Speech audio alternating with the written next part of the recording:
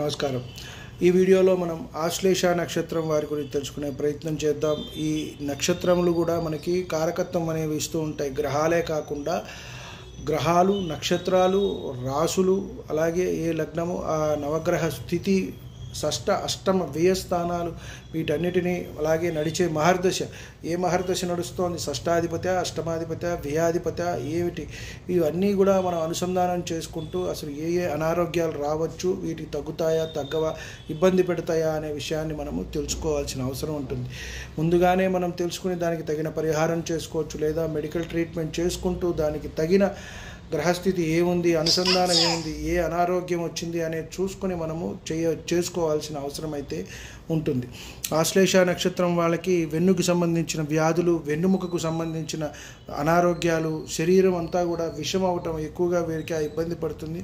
కాళ్ళల్లో నొప్పులు, కాలేయ దోషాలు, అజీర్తి, అలాగే స్థూలకాయము, నరాలకు సంబంధించినవి, శ్వాసకోశ వ్యాధులు అనేవి వీరికి ఎక్కువగా వెంటబడుతూ ఉంటాయి. ఎక్కువగా ఇబ్బంది అనేది కలుగుతూ ఉంటుంది అని మనం చెప్పవచ్చు. ఇవి మనము జాతక పరిశీలన చేసేటప్పుడు ఇది కూడా మనకి ఒక రకమైన మనకి ఆలోచన వస్తూ ఉంటుంది. సో పలానా నక్షత్రం వారికి పలానా వ్యాధి వచ్చే అవకాశం ఉన్నది, వారు అక్కడ అంటే చంద్రుడు అక్కడ ఉంటాడు కాబట్టి ఆశ్లేష నక్షత్రంలో ఇది కర్కాటకంలో మనం చూడటం అనేది కూడా జరిగింది కొన్ని జాతకాల్లో. కాబట్టే కొంత ఈ రకమైనవి మనం అనుసంధానం చేసుకుంటూ చెప్పినట్టయితే వారికి కొంత మంచి జరగటానికి అవకాశం ఉంటుంది. దాని నుంచి ట్రీట్మెంట్ తీసుకొని బయట కూడా పడతారు.